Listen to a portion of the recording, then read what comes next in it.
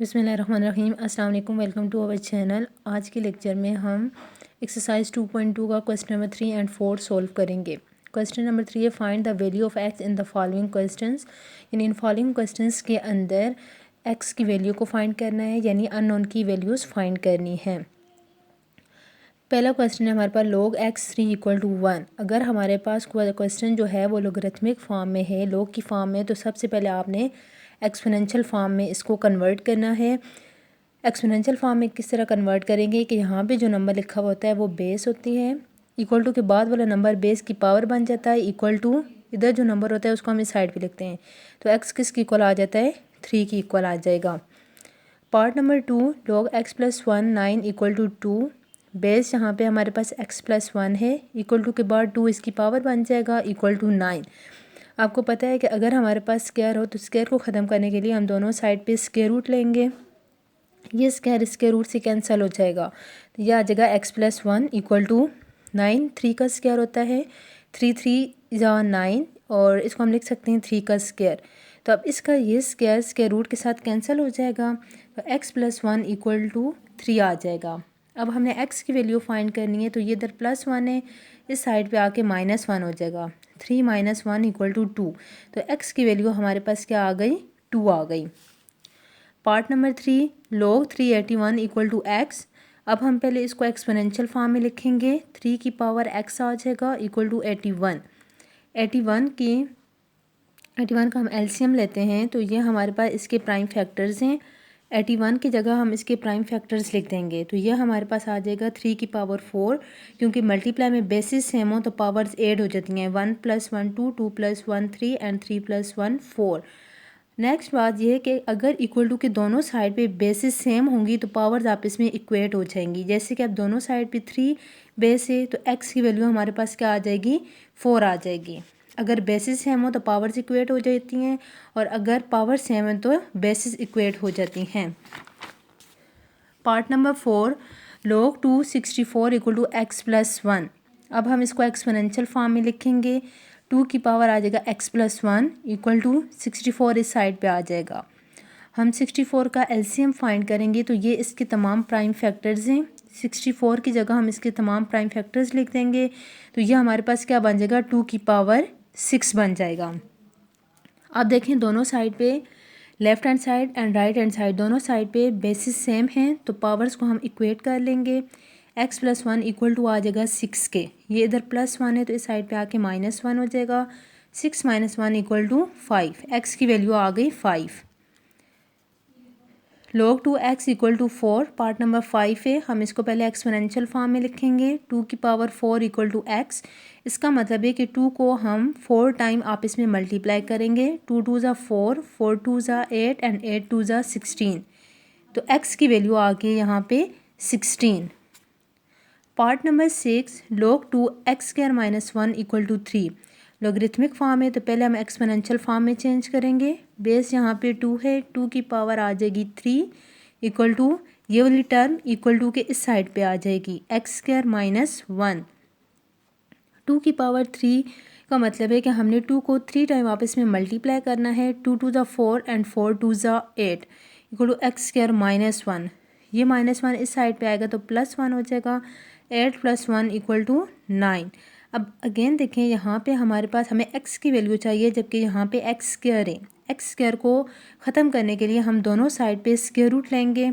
आपको पता है कि 9 3 का स्क्वायर होता है, तो हम 9 की जगह लिख देंगे 3 का स्क्वायर। ये स्क्वायर रूट से कैंसिल हो जाएगा, सेम ये भी, तो x की वैल्यू हमारे पास आ जाएगी 3।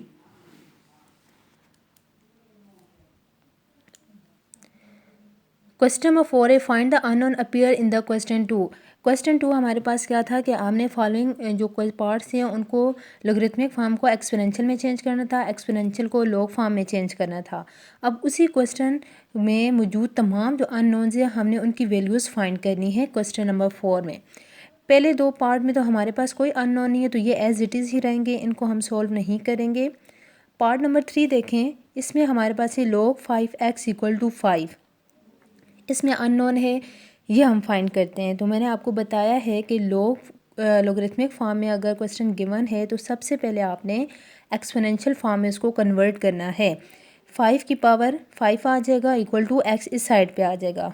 5 की पावर 5 का मतलब है कि आपने 5 को 5 टाइम आप इसमें मल्टीप्लाई करना है। तो हमने मल्टीप्लाई किया, इसका आंसर आ गया 3125।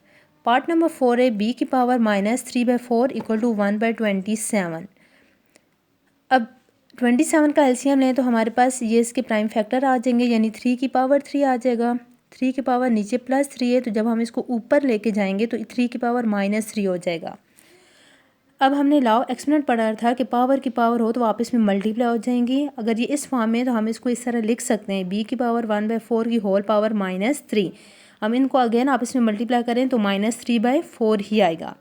हमने -3 को क्यों बाय रखा है, इस वजह से ताकि दोनों साइड पे बेसिस की जो पावर्स हैं वो सेम हो जाए। सेम हो गई। अब पावर सेम है तो हम इनकी बेसिस को इक्वेट कर लेते हैं। b की पावर 1/4 इक्वल टू आ जाएगा 3 के। अब हमने अननोन b की वैल्यू फाइंड करनी है, तो इस 1/4 को ख़त्म करने के लिए हम दोनों साइड पे 4 के साथ मल्टीप्लाई कर लेंगे, यानी कि 4 पावर ले लेंगे। तो ये 4 से कैंसिल हो जाएगा। b इक्वल टू 3 की पावर 4 आ जाएगा। 3 की पावर 4 का मतलब है कि 3 को 4 टाइम आपस में मल्टीप्लाई करना है। 3 3 ज़ा 9, 9 3 ज़ा 27 एंड 27 को हम 3 से मल्टीप्लाई करेंगे तो b की वैल्यू हमारे पास आ जाएगी 81। पार्ट नंबर 5, 125 की पावर x/3 इक्वल टू 25। अब देखें यहाँ पे हमारे पास पावर में ये हमारे पास एक्सपोनेंशियल फॉर्म के बने, ये भी हमारे पास एक्सपोनेंशियल फॉर्म के बन थी। तो हम क्या करते हैं कि 125 का एलसीएम फाइंड करते हैं, तो इसके हमारे पास प्राइम फैक्टर आ जाएंगे 5 की पावर 3, यानी 5 5 ज़ा 25, 25 5 ज़ा 125। तो इसकी जगह हम लिख देंगे 5 की पावर 3 की होल पावर x/3। ये 3 3 से कैंसिल हो जाएगा। नेक्स्ट स्टेप में हम क्या करते हैं, बेसिस सेम होंगी तो पावर से इक्वेट करेंगे, या पावर सेम होंगी तो बेसिस को इक्वेट करेंगे।